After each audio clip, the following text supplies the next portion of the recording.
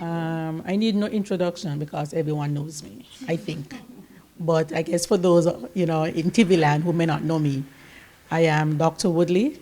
I'm a general surgeon. I have special interests in diabetes and some of the complications of diabetes, one of which is the diabetic foot. And because I know what it can lead to, which is amputation, that is why I have taken up such a keen interest in this whole thing we call diabetes. This session is going to be interactive. I'm not just here to give information. I want you to give me information as well. Because many of us, if we are not diabetic, we know someone who is diabetic, or I see some nurses inside here, we would have treated somebody who is diabetic, or even a family member, you would have treated a family member who is diabetic. So this talk this afternoon is interactive. I want people to participate. That's the only how you learn. And going forward, we will see how it goes. So in terms of diabetes, what is diabetes really? When I was at medical school, before you could understand something, you have to know how it works. In order for you to be able to probably say, fix your blender, you have to know how your blender works. You have to know how to put this together, put the thing underneath, screw it on, put it in, put on the cover, etc., etc. So normally when you eat and you get your food or whatever you eat, normally when you eat, your body breaks down what you eat and then it forms sugar. And then that sugar stays in your body. Now there's something that we know called insulin. This is not anything new. This thing they call insulin, once you eat and the sugar is in your blood, the insulin your body produces to actually mop up the sugar out of your blood. And where you need the sugar to come out of your blood. You need it to come out of your blood so it can feed your brain, give you energy for your brain, give you energy for your heart, give you energy for you to walk, give you energy for you to sleep. Sometimes we think when we're sleeping, we're not doing anything. But that is so false, because when you're sleeping, your body is actually repairing itself. So where does it get this energy from? It gets it from the sugar you eat, and it also gets it because the insulin allows your body to use this sugar that you are eating. Now, the problem with being diabetic is this thing we call insulin. So you eat your food, as I said, the sugar in your blood goes up, but then there's a problem with the insulin. You're not producing this thing we call insulin to help you mop up the sugar out of the blood. Okay, so that is the fundamental problem with diabetes. You eat, your sugar goes up. That's not a problem, because every time we eat, afterwards our sugar goes up. That's cool, that's supposed to happen. But then we need that insulin from the organ we call the pancreas to then mop up. It just goes and it mops up all the sugar out of your blood, well, the majority of it, and it takes it to your cells so your cells can use it for whatever activity. Sleeping, heartbeat, walking, thinking, etc., etc. So the persons who are diabetic, you always have to define and you have to understand your sicknesses or the sicknesses of people you are treating. So it is high blood sugar, because there's a problem with your insulin production. So now that brings me to the type. You can have type 1, where you don't produce this insulin. So you know what that means. When you eat all the food, the sugar stays in your blood, you can't use it, and then we get all the symptoms which we're going to talk about later. Then you have a type 2 diabetes, where you have your blood sugar goes up, but something is wrong with your insulin production. You're not producing as much.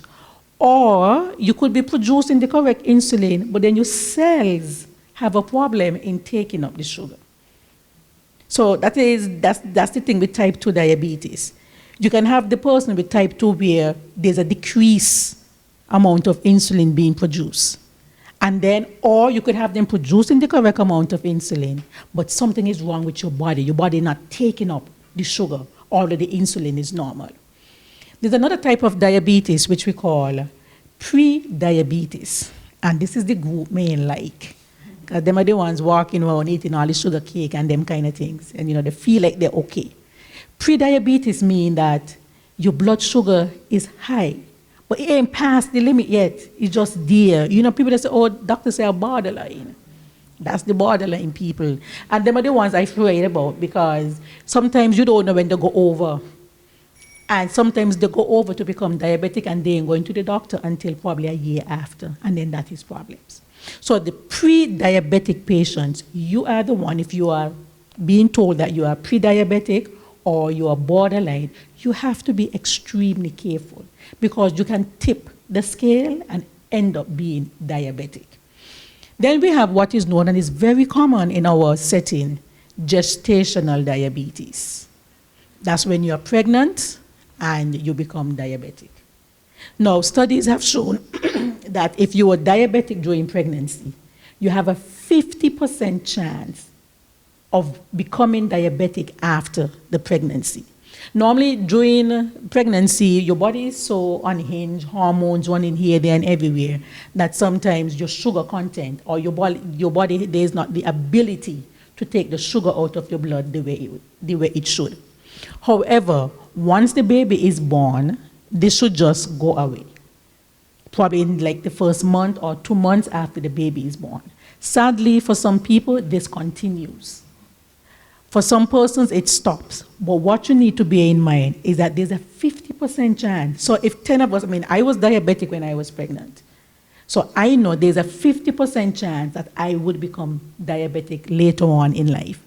So then I have to be careful. I have to make sure I do what I need to do, which we are going to see later on, so that I do not become diabetics. So what it means, if 10 of us in here were diabetics during pregnancy, at least 5 of us, by the time we're 45, 50, we're going to end up being diabetics as well.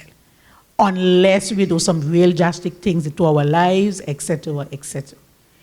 Now, there are other classifications, but they're so in-depth, which we're not going to get into that. And the signs and symptoms, or the symptoms of diabetes, this is what we want to drive home.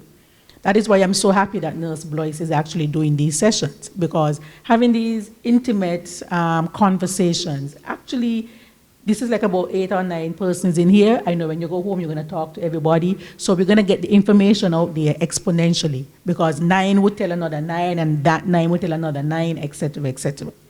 So now the symptoms of being diabetic. And what you have to realize, many times we have symptoms, and I'm seeing it here in St. Kitts.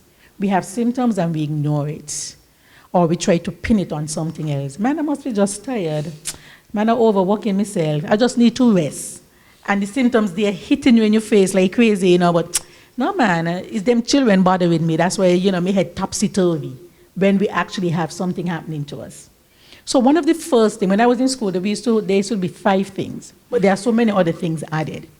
But for the child, which I wish he was here, for children, their presentation tend to be a bit more rough and a bit more severe than the adult presentation. Many times when children present or have symptoms, they're actually at the hospital close to a coma. Okay? Because we still have the notion that, no, they're children, they're young, they can't get sick. So then sometimes we see things happening and we don't take it on until it is too late. So most times when our children show up at JNF, they're in what we call ketoacidosis, which is a severe form, a severe complication of diabetes. So the first signs, or some of the first signs you see, would be thirst, extremely thirsty. And this is a lot, this symptom is a lot of us put under the carpet. Man, they're hot. But I got a heat wave out there, because I drink a lot of water these days too. So I have to go and check my sugar and make sure that I am not, I am not heading to becoming a diabetic. Because of the heat wave, everybody drinking water, so you would not even think about it. Now, with all of this thirst and you're drinking water now, another symptom would be you're peeing a lot. And people would say, man, if I drink a lot, but doctor, it's common sense. If I drink a lot of water, I'm going to pee fast. I say, yeah, that is true, but how many times you get up last night? Boy, I get about 6, 7 times. I said, but no, that is, even though you're drinking a lot of water, your body should be able to use some of it and not just put it out, you understand? Another sign is that you're eating fast. Every minute you're hungry, you're hungry, you're hungry, you're hungry. You may have a child, and you say, boy, the child eating down the house. The only thing he ain't eating is the wood and the table and the chair inside the house. And you get vexed and you say, but boy, I spend a lot of money on you. It's food, food, food. But these are things you have to think about. I wonder what's going on here. I mean, I know growing children have to eat, but if it becomes excessive, something is up. And then look what's going to happen. They're eating a lot, and then they're tired. And trust me, when the moms come to JNF, and you would hear them say, but Dr. True, he was eating a lot, he was always sleeping. But me just say he lazy. You know how them young people be these days? They like us back in the day, we used to carry coals, wood on the back. And we always find an excuse why something is happening to somebody. So they will be eating a lot, and they're sleepy. And they're sleeping. Another thing which doesn't make sense, you're eating a lot, you're sleeping, and you're losing weight. So the child, all of a sudden, he was big and plump, or the individual, the adult, big and plump, and then they become small. And we as adults too, when we see our adult colleagues or friends get small, oh, he got the one in, he must be got AIDS. I mean, no, because I can recall when, this HIV thing came out in the 80s, and everybody who got slim, that was the cause. It's probably HIV. Okay? So we look at these signs and we tend to put it on other things. Instead of probably say, you know what, something could be up, let me visit my doctor. All right? For a child, sometimes you have children because don't get fooled. Children as young as 2 and 3 years can become diabetic. Sometimes what happens, they become irritable. And then, we have all kind of things now, ADHD or attention deficit disorder. That is where the child is irritable and blah, blah, blah, and blah, blah. But then when you actually go and you do a test on the child is actually diabetic. So irritability, that's one of the causes, that's one of the symptoms too you have to look for. So just in a recap, okay, see him come in, a recap, we have the eating frequently, urinating frequently, losing weight, being tired, you understand, becoming irritable, okay? And in the most severe cases, so we were just doing, just for your sake, we were just looking at the symptoms. And I happen to know the mom too. She came to my office some time back, and it was a very interesting talk as well about her child being diabetic. Because one of the things too that the parents themselves go through is sometimes, a period of, I don't want to use the word denial, it's just probably disappointment at what life has thrown at them in that young child's life. So I think a lot of parents go through that, they're like, but God, why? I mean, he just 6, she just 7. Why do I? Because honestly, being a diabetic is something stressful. Not only for the child who has to be stuck, especially most kids are type 1 diabetics. He has to be stuck every day, sometimes twice a day, and that in itself can be a stress.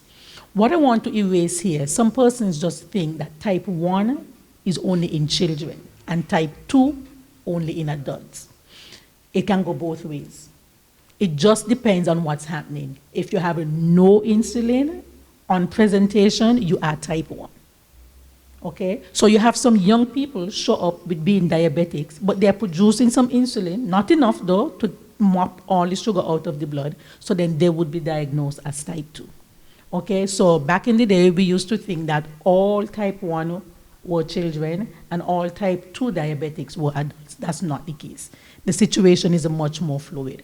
So Mom, we were speaking about the symptoms, and I know you would probably know them well. And I know the severe case for children, as I was saying. Children tend to present in the worst form of it. Actually, up on the ward where they would need drips, they would need to be admitted. Sometimes they end up in ICU. So these are the signs you look out for. Eating a lot, urinating a lot. If it's a very young baby who cannot tell you what is happening, he or she becomes irritable. What is interesting too in young babies, or you may have a child that was already potty trained, and the child will tell you, Mommy, going bathroom to pee. And then all of a sudden now, that child begin to wet his or her bed again because of the frequent urination. That too, just don't think, sometimes we think, okay, the child probably traumatized because the daycare center may call you and say, but, Jaquan, that's a famous name. Jaquan, all of a sudden, when he goes sleep 2 o'clock, he peeping up the bed. But that never used to happen. And sometimes we take the child to the psychologist because we're thinking it's some trauma the child may see at home.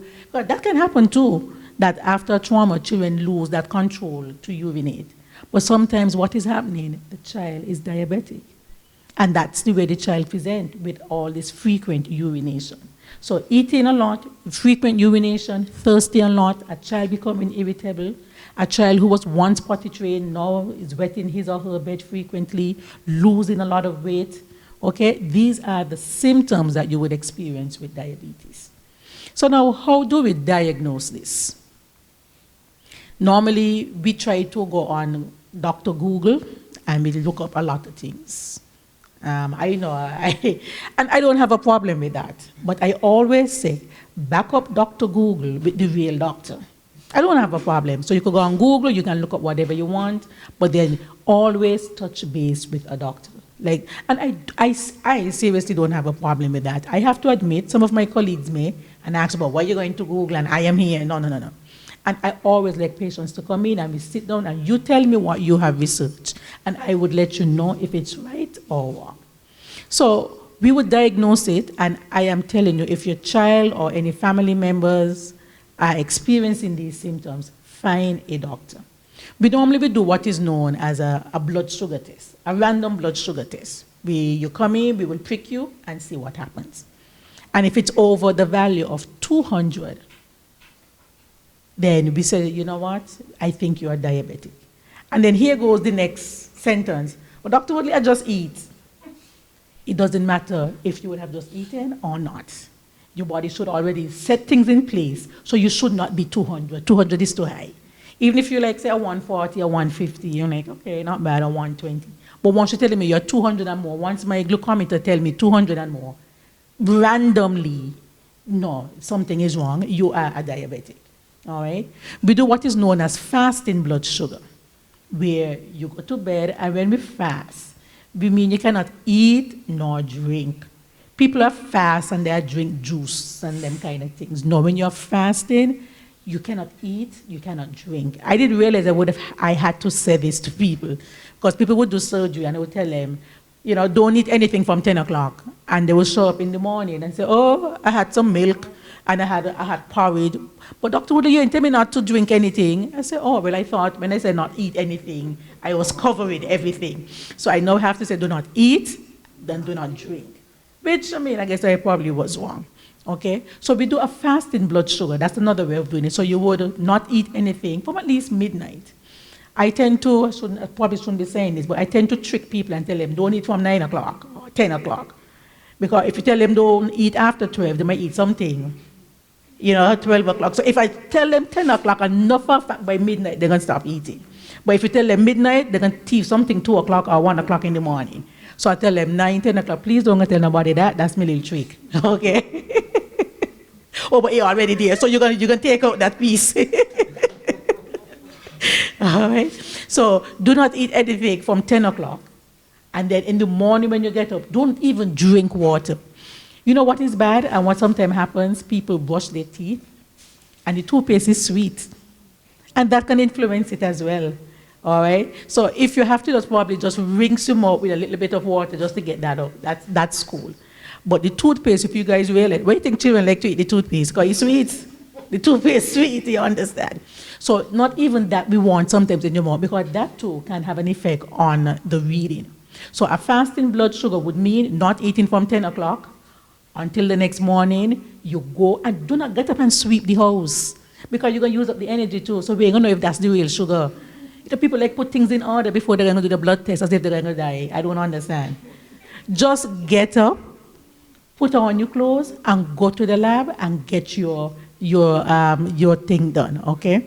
So your fasting blood sugar now, it should be below 120. Should be below 120.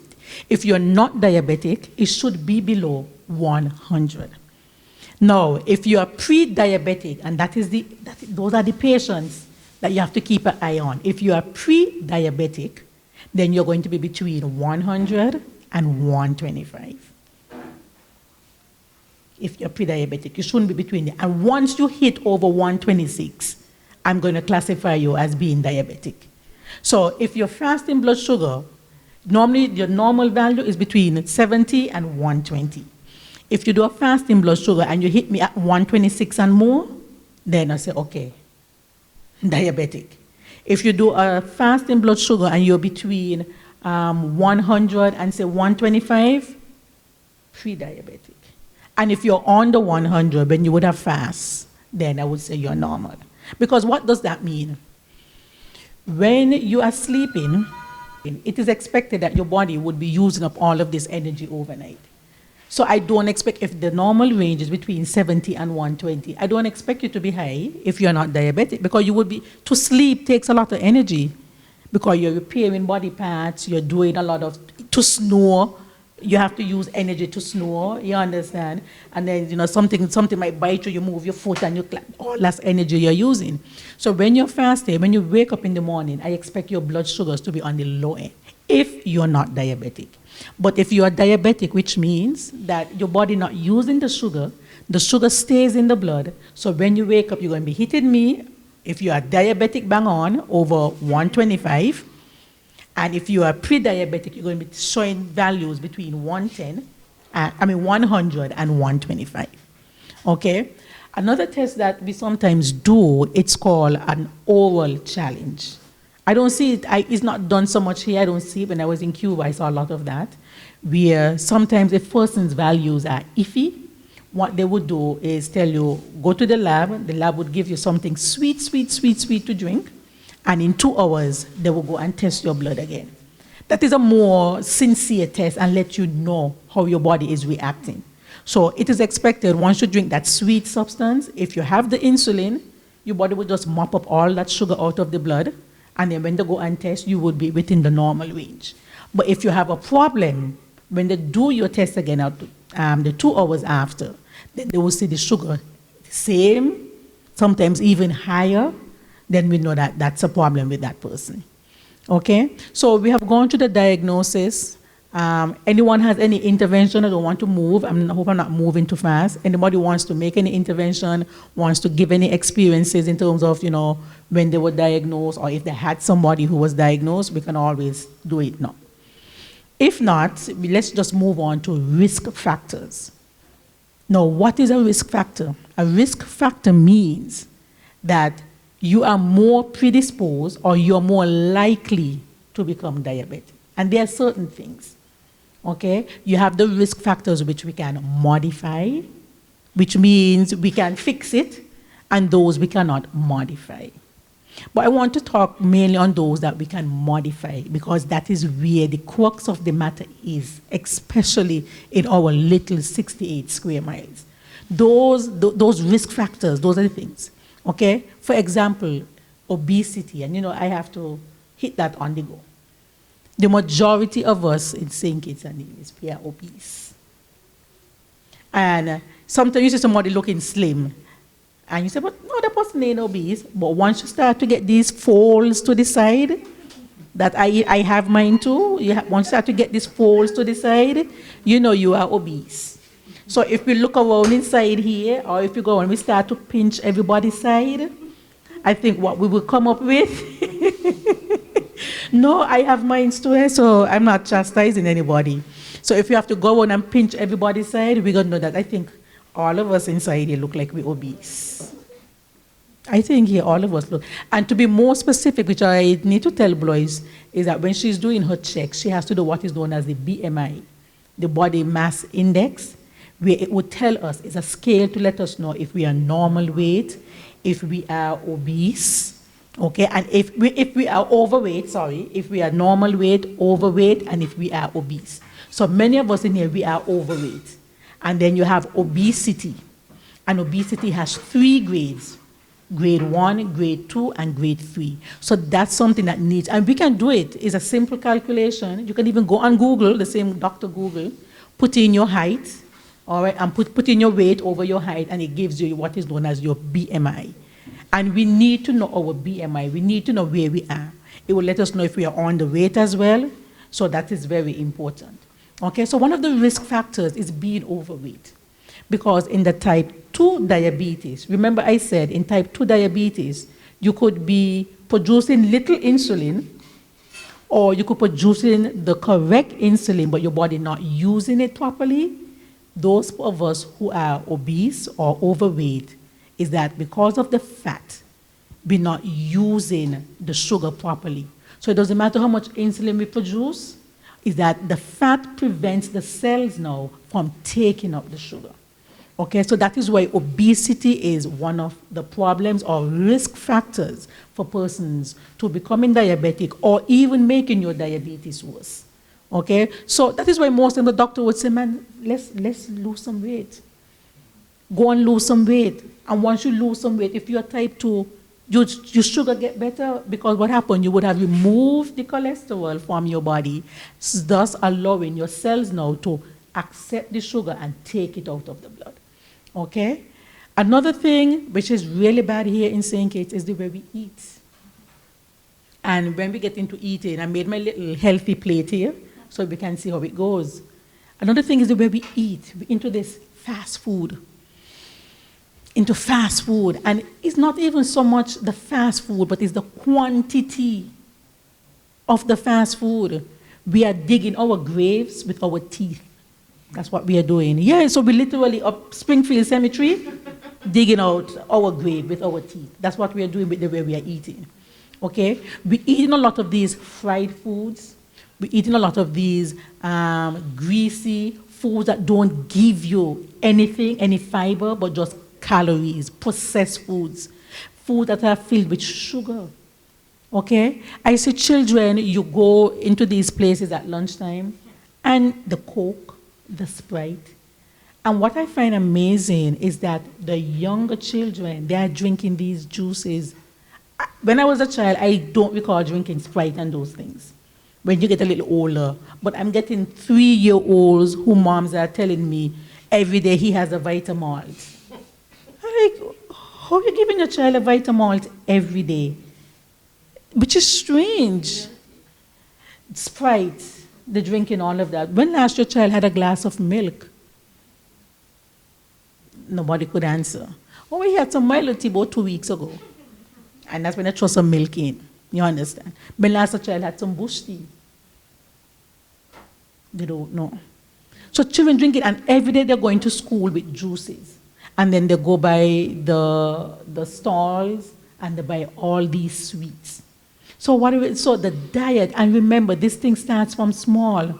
So once you start eating like that, you put in the pancreas, which produces the insulin, to do a lot of work. So by the time these 6-year-olds reach 20, the pancreas is burnt out, and is not producing any more insulin. So what happens now? The child becomes diabetic. And sometimes our children are not even reaching to 20 before they're diabetic. By the time they're 10, 11, and 12, that child is diabetic. Okay? A life that is sedentary, which means that you don't do anything. Right now we live in an era where we're behind the computers. We live in an era where as soon as we reach home late at night, 6, 7 o'clock, we're tired, we eat, and we go and lie down. You wake up in the morning and you're trying to get uniform iron, pack lunch days, try to get your husband, your boyfriend out to work, and no exercise. Exercise is super important. 1, it allows your body to absorb that sugar, and 2, it decreases your weight.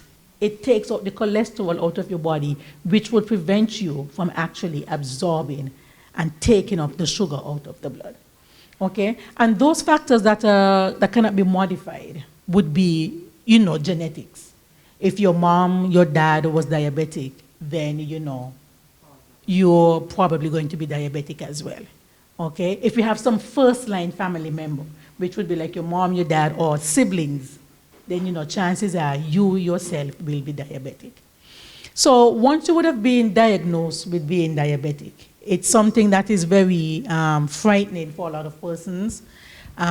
People see it as a death sentence sometimes, that, they are diabetic. It takes a lot out of the family members. And what I want to underscore here is support. You have to learn to support the person who was diagnosed with that diabetes. What I normally see is that they will tell the diabetic to eat a lot of bush. So the diabetic now become a goat, eating all kind of bush. And then you got the other family member over there with, a slice of pork, a slice of this, macaroni pie, and you over there in the corner eating bush. It cannot be like that. You have to, and for any illness that any family member may be going through, you need a support system. And you need to be part of it, and you need to participate. So if everybody's going to be on a diet, then let's try and help out John, who is diabetic too, and let us all try and do a little diet. You hear, Mom? So you kind of got that week over there, eating all kind of bush, and okay, you see? He tells her that. So you have to be a part of it too, you understand? And actually, it's a healthy lifestyle you would be creating if you be a part of his diet as well. Okay, so once you're diagnosed, if you are diagnosed with type 1 diabetes, which means you have no insulin, the sad reality is you have to be on insulin. That is the sad reality. A lot of persons come to my office and like, Doc, this is for life? She ain't gonna come off the insulin? No, the person is not going to come off. And sometimes, based on how bad it is, that person may need insulin in the morning and in the evening. So this is a whole lifestyle change. This has now turned the family dynamics upside down, because you now have to cater to that person who's diabetic. Make it worse if it is a child. So you would have to now teach that child how to, one, give himself insulin in the event that you cannot. And that, I mean, I know a lot of people in here hate needles. You understand? You now have to tell that child, if he goes to the movies with his friends, he cannot get what you call it, the all-you-own, that drink. Mm-hmm. Yeah, he can't get no slushy. He can't get none of that. Okay, thank you. He won't be able to eat the popcorn either. So how can you, I mean, it's really hard. You have a 10-year-old, a 14-year-old, and you say to that child, look, you cannot be like your friends. Okay? So that is why part of the treatment is not only support, but we also have to include psychology. We have to get the psychologist on board. I would not say to go to a psychiatrist, as but we need a psychologist on board. Someone now who can sit with the mom and sit with the child and explain all of these changes and get them to a safe place in their heads where they can cope with diabetes. I have to admit, many times we diagnose a child with type 1 diabetes and we don't get the psychologist involved. We say, oh, the mom or the father, you know, they're wayward. They ain't doing what they're supposed to do. But it is a serious, serious, serious disease. It is something that really affects the family, and everybody has to be on board. So the number one thing I would say is, for the type 1, you have to be on insulin. But we also need to back up this with the psychologist. Have you seen a psychologist? I think Gary need one. Hmm? I think Gary need one. As weekend, he has to go to a party, and I don't trust him. So I tell him he can't go. And that was a big issue. I would be angry with you. Yeah, you need him. Of course you have. No, you have ruined his day. So mom, Nurse Blois, you listening? We need to get the psychologist involved. We need to make a referral, and we need to have the psychologist sit with the mom and the child so he can understand. Because mom, in reality, he shouldn't miss the party. He should not miss the party. But I understand you too, because you don't want him go there, eat up the sweets, and then he gets really sick and you end up at JNF. That I understand.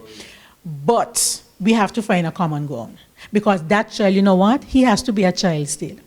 He has to mingle with his friends. He needs that social interaction, and being diabetic should not stop him. So we need to get the psychologist involved. Blois, after I can put you on to Dr. Crawford so we can sit down and speak these things. The party gone already? Yeah, weekend. I feel sorry for that week. Yes. Or mom, another thing could have been, you could have gone with him. And he's like farming. You want to take a mountain. My cousin have a farm. Mm-hmm. So he just go with him. And me tell him he can't go because me know when he up there, me don't know how long they stay. Me not him go low. And all these things, it's like, me don't know. Because fear, like. I understand the fear, but what you can probably do is to pack him a little lunch. And then you saw what that means. He goes with who? Your brother, you say? My cousin. Your cousin. So you see what this means? Even the cousins them have to be educated about this. So you see how widespread this thing is? So we probably even need to get the cousins and the people who he hangs with. You know, now and again we get them in, we speak to them, let them know the signs of hypoglycemia, which would be, you know, getting cold, shivering, blurry vision, blocking out. So once they see this, they know what is happening. The class So, would be appropriate. beg pardon? The class, I said, his class would be appropriate. His class would be appropriate as well. And as I said, the family members, his cousins and everybody who's around him as well. Because mom, in reality, Derek has to live his life. Derek has to get experiences as well, because that is going to make him a productive citizen in the future. So if we keep denying him of all of these things that a child should be a part of, then we're actually creating somebody who's going to be depressed in the near future. The teacher is aware. You get in there. The teacher is aware of what's Yeah. up. What school is this? We need to make an intervention here. I think you need a psychologist. Psychologist. Starting to get very rebellious. Yeah, because he's not getting to be a child.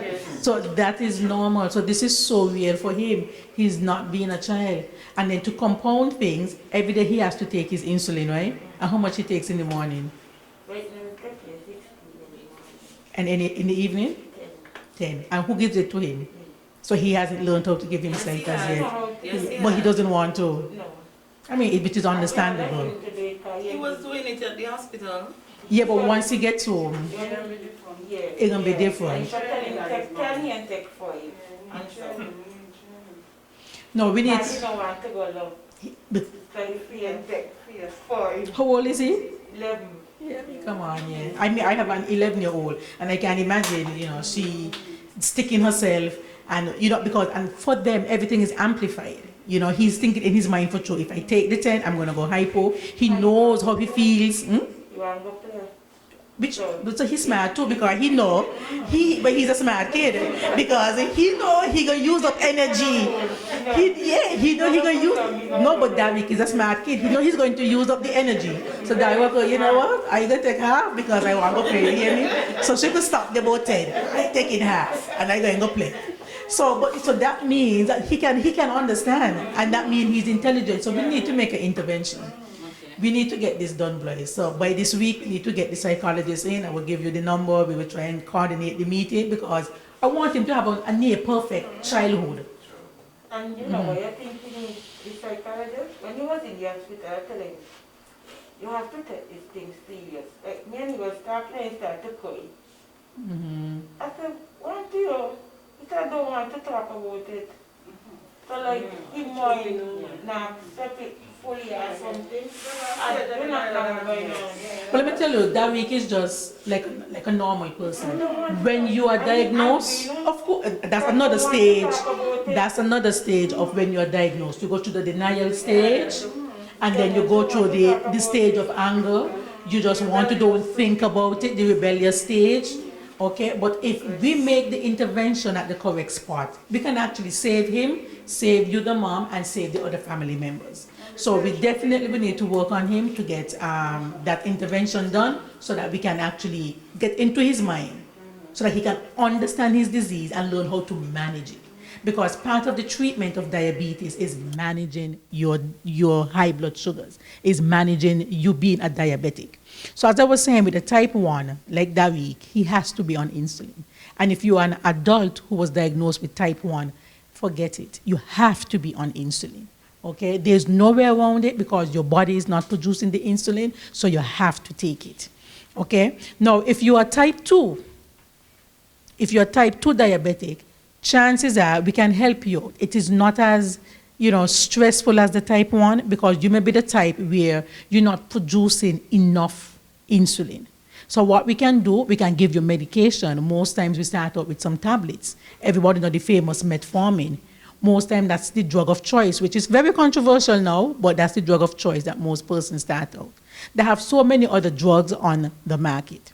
Now, if you are the diabetic or the type 2, where you're producing the correct insulin, but your body is not using the sugar because there's something interfering with your body picking up the sugar, then we have to sometimes increase that insulin that we are giving you, or we give you medication to lower your blood cholesterol. Once we get the blood cholesterol lower, then your body now begins to absorb the sugar out of the blood. Now, treatment is not only hinged on medication. And I started out with the medication because most times, and sadly in our culture, when you go to the doctor and he said, you are diabetic, we start one time with the medication. It's not supposed to be like that. First of all, like with Davik's mom, we should have had the psychologist in long time. That should have been the number one thing. Okay, we know he needs his insulin, that is okay. Another thing is the diet. Being diabetic, once you are type 1, yes, a diet is important, super important. But type 2, diet can make a difference. And we have a problem because we love to eat. We in the Caribbean, we eat a lot. When Fisherman Wharf used to have the buffet, once or twice I went. And when you look at the plates, man, it made me so nauseated. I felt like I wanted to vomit looking at the mound. You know, the plate is like that and you see a mountain of food. As if you want to take everything off of the table because it is buffet. And when we go up and we buying these fast food, but a little bit of food you giving me. Man, add on some more thing, throw on the gravy. As I said, we are digging our graves with our teeth. Now, when you are actually thinking about eating, I actually prepared a little plate. I guess my mother would make noise with me. Oh, she's saying it, no, it's her plates. So you have to divide your plate down the middle. See how I have it here? You see the black marker inside there? You have to divide it down the middle. Now, on one half, you would have your meat. I have a piece of salmon there that got a bit frostbite. So you have your fish, and let me say, everything has to fit in the palm of your hand. So if you're going to do your fish is supposed to fit in this palm of your hand, in the palm of your hand. So you can have fish, which is the best thing to eat. You could do the fish, you could do the sardine, but I don't see sprat anymore, but sprat is very good. You know, these are lean meats. If you're going to do chicken, the breast is the best thing to do. Or if you're going to do the drumstick, you take off the skin and you use the fleshy part. The worst part on the animal is the wings, not the wing. And man, boy, when you eat the wing, you eat everything, even the little flap, and that has the most cholesterol inside of it. Okay? So you have to avoid the chicken wing. All right? So you would do the fish, you would do meat, you can do the turkey breast. Okay? You can do those type of things. And for the meat, you don't always have to have something from animal. You can have your legumes, you can have peas. You can do some stewed lentils, and that can substitute for the protein, because what you want to get is the protein. Okay? So we feel like, as we say in St. Kitts, we always have to have relish on the plate. If you ain't got to play with relish, you ain't eating. You feel empty still. Be like relish. What you have to try and avoid would be things like pork. Pork is very fat. And then there goes the comment, but Dr. Woodley, we don't eat the fat. But between the fibers of the pork meat, it has a lot more fat than any other meat. So like between the fibers of the chicken breast, you won't find that much fat. But between the fibers of the pork, you find a lot of fat. Okay? So we would tell diabetics, stay away from the fats. Stay away from the pork. All right? Things like goat and mutton, very fatty. You ever buy goat water, put it in the fridge, and you go back the next morning, thick things of fat. But when that they're warm and hot, all that they mix up, and you're eating all of that. Okay? So when you divide your plate, and I want people to practice it, divide your plate in half. Down here, I have my protein. Now, above, now that half, you're going to divide in half again, eh? And above now, you have your starch. Your starch is where you get your direct sugars from. You know, once it breaks down to sugar. And as you can see, I have a medium-sized potato there. Now, we have a problem, eh? I know today is Sunday. And we want to get potato, scallop potato, lasagna. We have, you know, corn pie, corn pone. We got everything. Mind you, it can't fit up in this little piece, eh? So I don't know how you're going to get that up there. But you're supposed to have one thing. And as I said before, it should fit in the palm of your hand. So you see, this little potato here is medium size. And no butter thrown, no butter on it. No. the potato alone, okay? So once you have that, so you can either have the potato or you can have a square piece of macaroni pie, or you can have one serving of rice, which I forgot. A serving of rice would be probably, and you put your rice in it and you turn it over. That's one serving of rice. Okay, but what I'm trying to get home to you is that you can't have all of the starches on your plate. And it's not even only Sundays now people do that, because it's every day people are eating like that, because I go to the different places on the island and I see people buying food. And they will say, oh, put on the Irish potato salad, put on piece of lasagna, put on piece of scallop potato, put on the macaroni pie, and all that starch is on that one plate. Now, on the other half, which I have here, you can see, it will be made up of your vegetables, where I have broccoli and cauliflower, and you have your salad, which I have some cucumbers there, and I have some tomatoes. This is how a healthy plate looks. Everything's supposed to fit in the palm of your hand. So I know, and I am guilty of it too, we are overeating. That is why the majority of us are either overweight or we are obese. So as you can see, on the one half is just vegetables and salad. On the other half, you have your protein and you have your starch. This is a healthy plate. If we do this, as I was telling Blois, because Blois come tell me she ain't giving me no chicken today because it's a diabetic talk. She said, like, Blois, you out of order. I said, not because it's a diabetic talk. You come in here with bush. I mean, we ain't no goats. We're still with this. You understand? I said, miss, come. Bring me chicken, you hear me? But what I wanted, and what I got home to Blois is portion size, how you prepare the food, and you ain't gonna be in any problems. Because you see with this, this could have been a lunch. And then you can either have some water with it, you can have some yogurt with it, or you can have an apple if you want a little dessert, and you can have a small slice of cake. Portion size, and how you prepare it. So with the fish, I don't expect you to go and fry it down and then put some butter on it. No, you can steam it, you can bake it, you can even grill it. And you put it on your plate. If you're going to do the potato, I don't expect you to open it and throw on a whole heap of butter on it. No, you don't have to do that. You can get some whipped cream, which is not bad, and you can grate a little onion in that and put it on it, which is not bad. And then or some cottage cheese. Then with your salad, you're going to pour on, those salad dressings full of oil? The salad dressings, they are filled with oil. They have a lot of salt in it. And sugars, yeah, they're very sweet as well.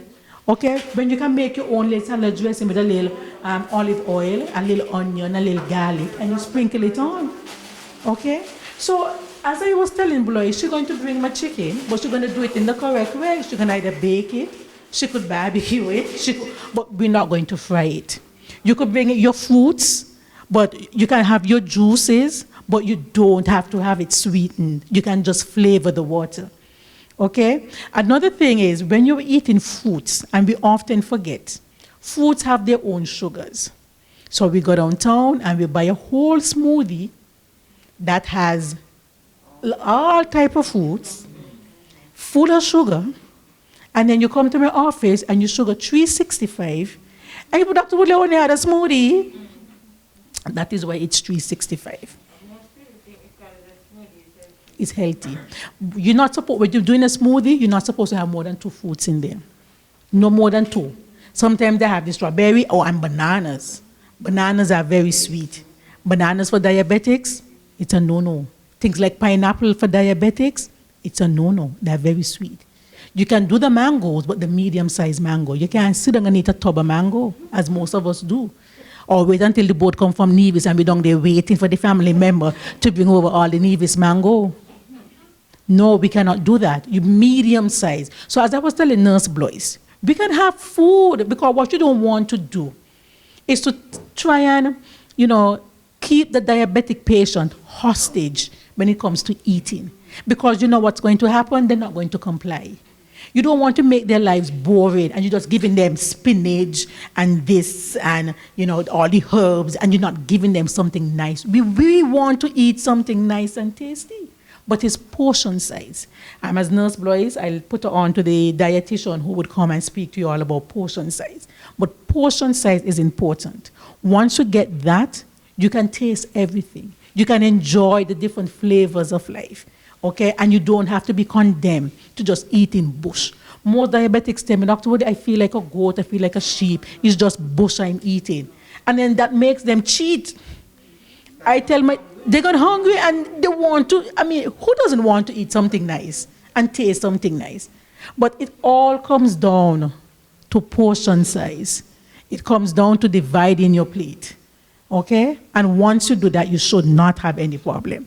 So part of the treatment, besides the insulin and besides all the tablets, diet is very important. Of course, another thing has to do with exercise. And you don't have to sign up to a gym to exercise.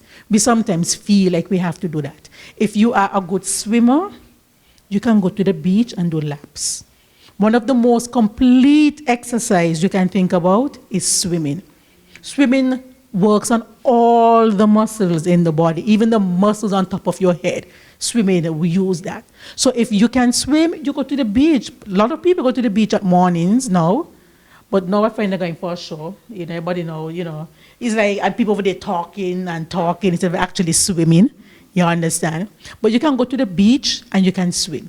If you cannot swim, then you can do your little exercise around. We have mountains. What burn more calories than walking up those hills? We live in a place where we have the hills. You do not have to go. And especially now during COVID-19, where, you have to social and physical distancing. Going to a gym doesn't make sense. Going to a gym when it is not really so safe, but you have the hills where you have the fresh air and you can walk. So you have to include exercise. And you only need 30 minutes 3 times a day. No, 3 times a day. Only 30, 50 to 30 minutes, 30 to 50 minutes 3 times a day. And it has to be intense. You have to feel your heart rate increasing. So I see people walking and then, boy, it happened to me today in work, and they stand up too, So once they stand up now,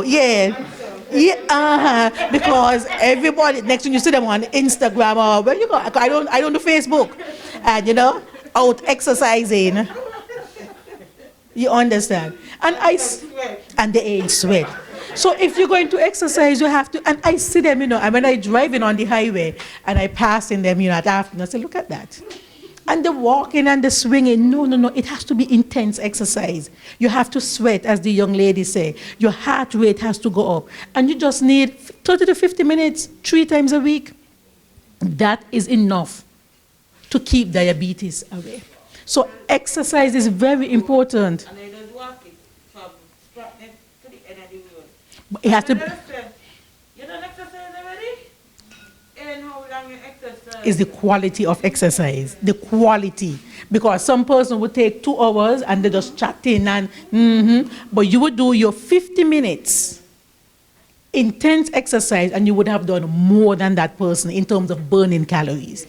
Okay? So besides, and I'm going to reiterate, besides the medication for treatment, you need to get psychology in, you need to get your diet down pat, you need to do your exercise, and what is important, you need to visit your doctor for checkups. We don't forget this. We get diagnosed, the doctor tell you about diet, you probably may see the psychologist, and then you don't go for a checkup until 2 years after. Part of you managing diabetes is getting your checkups. So now when you go to the doctor for the checkups, you now have to ask your doctor for certain things if he or she forgets them. They have to check you from head down to toe. Because as a diabetic, something that may be simple in somebody who is not, as a diabetic, it can be dangerous. So you have to go for the head. Diabetics get a lot of fungus. because if your sugar get too high, you can get tinea capitis, which is the fungus in the head. So when my diabetics come in, you have to look inside their head. And if your doctor ain't do it, you say, well, doc, you ain't looking me head, you ain't see what's going on. You know, as the old people would say, you ain't sound me. So they have to make sure that examine you from head to toe. Look into the ears, because diabetics are prone to infection. Sometimes you're wondering about, why is this person having fever? What's going on? And you go to the doctor's office, and it's a little quick thing and out.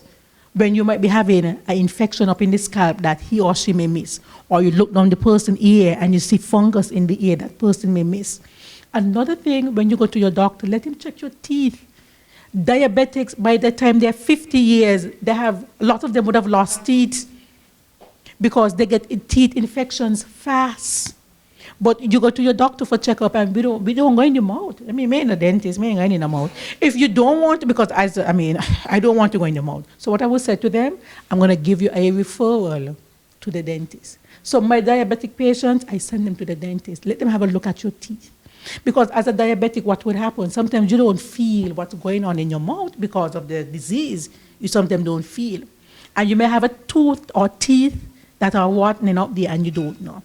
Next thing, one morning you wake up, your teeth on the pillow next to you.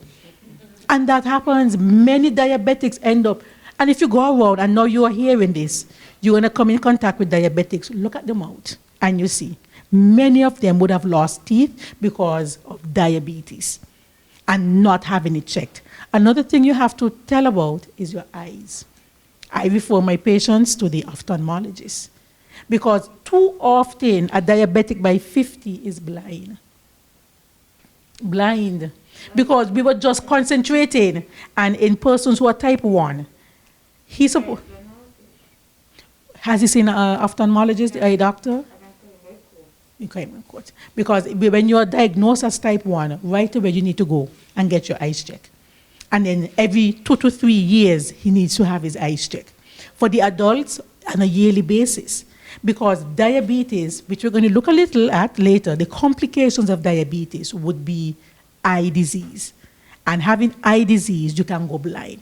So when you go to your doctor, just don't, and he write up the blood works, or she write up the blood works and say, I'm going to do them. No, it's a complete examination, head.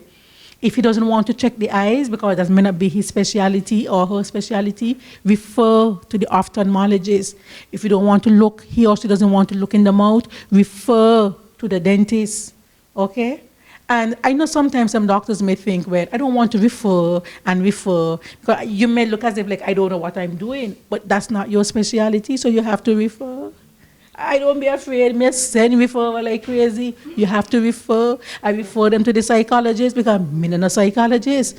So I have to. But in the real world, that's how medicine works.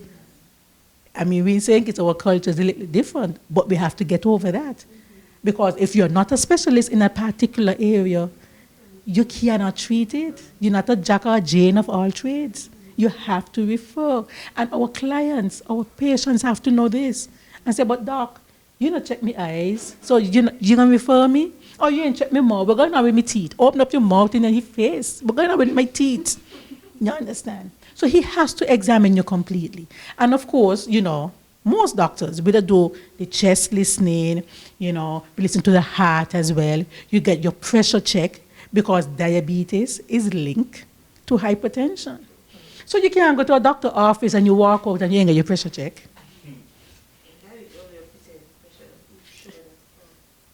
When his pressure goes up? Yes. Yeah, because that is a stress, and you can release certain hormones which make sugar break down things fast, make your sugar go up. So we really need to get him to the psychologist, okay? So you get your heart check, you get your whole examination check, and my part of it is the foot. That is where you have to go. And even before you go there, for females, sometimes, we all stush, and we want to let the doctor know what's happening there by your genitals.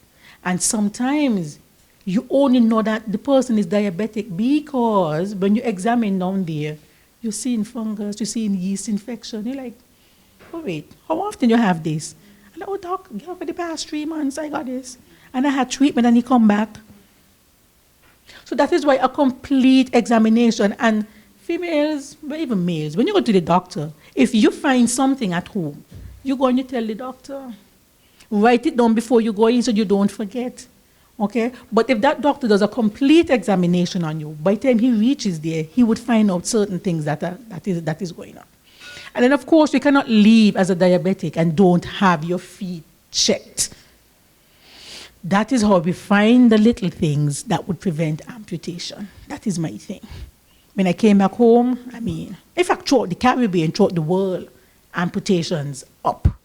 Cutting off a foot, cutting off a toe, cutting off a leg, cutting off a piece of your thigh, go down. That is real. I work on the surgical ward, and some nurses would have worked on the surgical ward, and they will see these things. And surprisingly, we can prevent amputations. If we just examine the feet, you may see a little cut that may be infected. You just treat that, and that is over. You examine between the toes, because that is where the fungus starts. So what the fungus does, it gets between your toes, it causes the toes to get cracked in between there, it gets infected, you don't take it on, you go to the doctor, he doesn't look at it, you go back home, 2-3 weeks after, you're at the surgeon's office. Surgeon gonna say, oh boy, you come too late. And then you hear, oh, our leg cut off toe and cut off foot.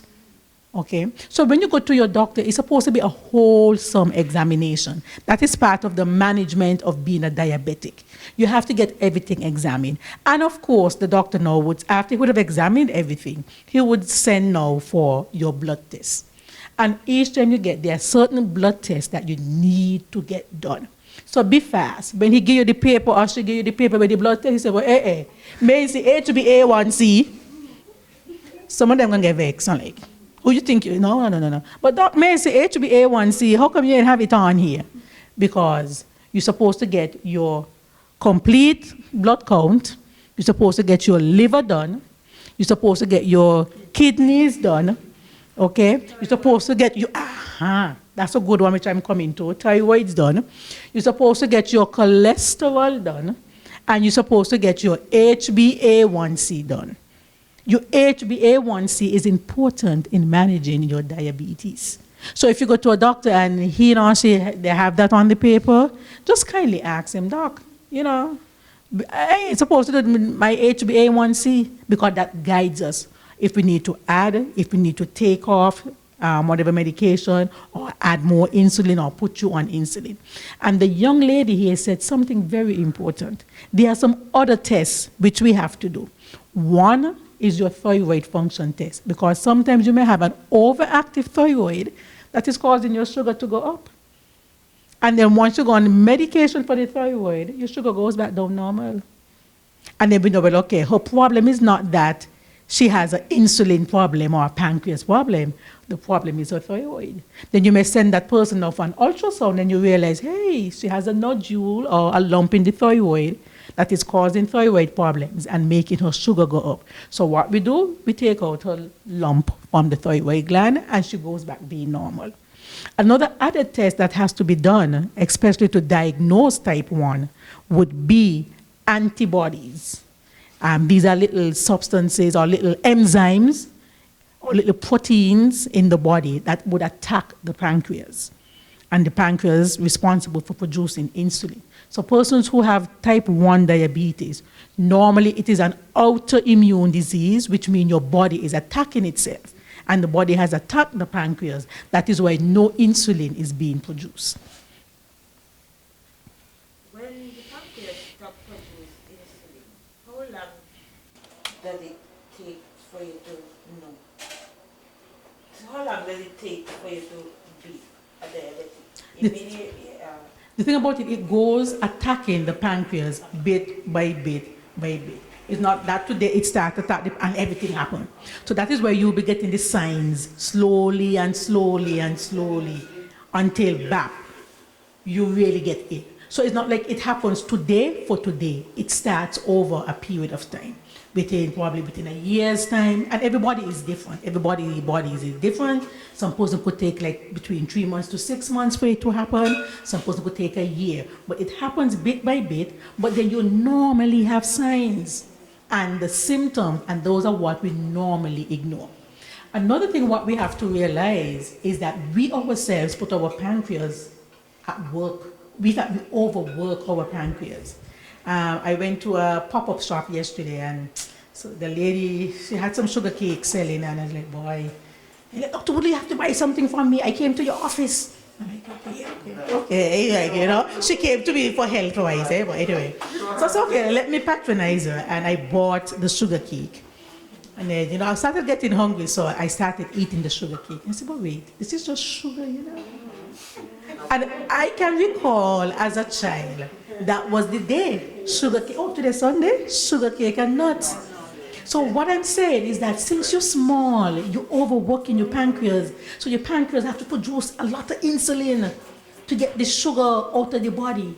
That is why most of us 35, 40, the pancreas say, hey, you're tired. Enough of that. Me producing no more insulin, you're on your own. I mean, I ate that yesterday, I said, and my sister was there with me. I said, but Grace, we used to eat these like every sister girl here. And she said, sometimes in the week we double up too. I said, yeah, that is true. So since we are young, we put in our, and what we don't realize, we overwork in our organs, you know. We overwork the kidneys, we overwork the liver, we overwork in our heart, and we don't realize it. And then when they stop working on us, when we're like 45, 50, 55, we're like, but what happened to me? But you ain't realized since you were 16 and you're 17 and you're eating all this sugar cake, and you know, you should just grate up the coconut and just add the sugar or eat sugar in bread and those kind of things. No, we used to do that, and all this sugar and tamarind jam. So all when we're small and we're eating like that, we put in the poor pancreas at work, we're overworking it. So by the time we're 35, 40, the pancreas says, no. And then we are diagnosed with being diabetics. Okay? So when you go to your doctor, for you to manage, these are certain things you have to get done. It's not just the normal CBC. And sometimes when patients come to me and say, oh, I went for some tests. Okay? I went for some tests, and I went for some tests, and this is what the doctor did for me. This is what the doctor did for me. And then I would say certain things are missing. Then I said, no, go back to your doctor and let him or her, you know, add the rest to it. So now, what are the complications of diabetes? We all know them, it's nothing new. Some of the complications would be blindness. As I said, many persons, once you're diagnosed, within 3 to 5 years of being diagnosed, you're gonna get complications. Unless you really take care of yourself. So if you were diagnosed, say, in 2020, by 2023, you're gonna start showing complications. What are some of the complications? Would be eye disease. We hear the big word retinopathy, where it attacks the small vessels of the eyes, and then you can actually sometimes end up going blind. That is why it is important for you to get your eyes checked. So if you having the complication doesn't mean you can't fix it. So if you get your eyes checked and you see you're having eye complication, and the doctor can help you and fix it. Another complication is normally heart complications. A lot of persons who are diabetic, yes, most of them it's linked with high cholesterol, etc., etc. You can get heart complications, you can get heart attacks, etc. One of the most famous set of complications going on is kidney failure. Kidney failure is rampant. Dialysis is expensive. You need to have 3 sessions per week. Nurse, do you remember how much it costs? I don't remember, but $800 for a session? So you're going to max out your insurance in no time. $800 per session, and you have to do that 3 times a week. And this is not only for persons who are diabetics, because persons who are hypertensive, they end up on dialysis pretty quickly if they don't take care of themselves. That is why it is important, education, because once we educate the people who are diabetic, the family members around them, the school teachers, the daycare teachers, then we'll be able to push the complications a bit further back, keep it at bay for a while. Because although I say within 3 to 5 years of being diagnosed, you get complications. If you take care of yourself, you can keep it at bay for a good while. Okay? So kidney complications, it is rampant, is what we are fighting. It is one of the most debilitating complications of diabetes we can think about. And of course, we have the famous, as we know it, as the sore foot or the diabetic foot, which I use. I don't use that anymore. That sore foot thing, no, we don't say that anymore. You say he got a sore, he has an ulcer. Okay, and ulcer is just, having a cut that is not healing. When you're diabetic, that's a complication that persons have to live with. Okay, but as I said, these things can be avoided. Watch your feet when you go home. Every day as a diabetic patient, and mom, this includes Darik, who is 11, look at his feet. Because as a diabetic, you don't heal properly. So much sugar is in the blood sometimes, it kills the healing factors, so you don't heal properly. Once you don't heal, the wound remains open and you get infected. Once it gets infected, you run the risk now of losing that limb, that toe, that half a foot, half a leg, half a thigh. So you have to watch his feet. Not only watching his feet, you have to open between the toes, because you're looking to see if there's anything between the toes, be it fungus or a little cut. I think with the diabetic foot is that diabetics, they don't feel properly. They don't, because the sugar kills the nerves. So they end up can't feeling. Okay, so if you are an adult and you like to get your pedicures and stuff like that, try not to do it yourself, because you may have some water and think it's not hot, but it is very hot. But because you cannot feel the hotness, you push your foot in it and you get burns. And I have had patients like that. I'm not just talking from the textbook. I have had patients who said, Doc, I just didn't know the water was so hot. To me, it felt okay. And by the time they got to me, they had 2nd and 3rd degree burns. Okay? So what you can do is have your family members, and that is where family members come in again. Have your family members actually somebody come and test the water for you, make sure that everything is okay. So you have to examine your feet every day. If you see anything, whether it be a red spot, you see a little bump, don't take it for granted, because for diabetics, when an infection starts today, by tomorrow, it is something else. Sometimes the little bump, sometimes I open many little bumps on the foot, only to see a whole lot of pus coming back. So diabetics tend to exaggerate. Their symptoms are much more than the man who is not diabetic. Okay, so we don't take these things for granted. Anything on the foot, a red spot, a bump, a cracked toenail, a cracked heel that is hurting, go and find your doctor. This can save you cutting off a toe, cutting half of your foot off, cutting half of your leg off, or cutting half of your thigh off. And this is serious. I have seen persons lost their legs, get it amputated because of ants bite. And a lot of our diabetics, they go hang out clothes, and they're walking in grass, and they have ants' nests, or they're barefoot. If you're gonna get a pair of draggers or flip-flops, make sure the sole is good. Sometimes nails go through the sole of the shoes because it's an old floppy shoe. Diabetics have to take these things serious, because all it takes is just one prick for you to lose that foot. And what is bad, it's a vicious cycle. You get pricked and you don't feel it. So sometimes you're home and you don't know. That is where you have to examine your foot every afternoon. If you can't lift up your foot, if you ain't so agile anymore, you put a mirror on the ground and you put your foot over the mirror and look. And many of us have grandchildren and people all around us come and say, hey, or you may not be able to see properly either. You say to them, look at my feet for me in the mirror and see if anything is going on.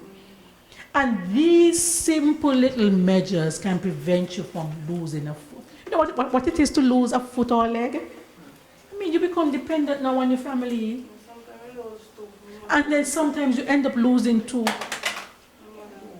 And then, some person that where people get depressed, they don't want to live, they don't want to take the medication anymore. Some people who are accustomed to be independent, when they happen to them, they get depressed. And let me tell you all something, it's not the 65-year-olds now losing their feet. It's the 45-year-olds, the 50-year-olds, which means these are people who are still paying mortgage. These are people who still have children in college. These are people who should be working, contributing to the workforce. But then what happens? They're home in a wheelchair, depressed, not doing anything. Then that now has a ripple effect on the health system, on the economy of the country. So these simple measures we can do to prevent amputations. So diabetes is going to be with us forever. It's not going anywhere. That's the sad reality of it. We need to change our lifestyles. Ministry of Health does a lot of walks and all kind of exercise thing. Get involved. Find what is your thing. They have a some soccer exercise group now.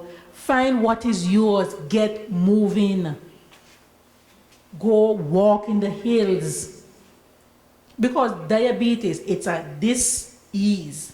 It makes you uneasy. It's a disease, which means it's going to be with us. But we have to learn how to manage it. We have to learn how to, one, avoid it if we can. If we get it, we have to learn to manage it. And then once we have it, we have to learn to avoid the complications. Or at least keep the complications at bay for a much longer time. All right? Anyone has any more contribution? I loved your contribution. It was awesome.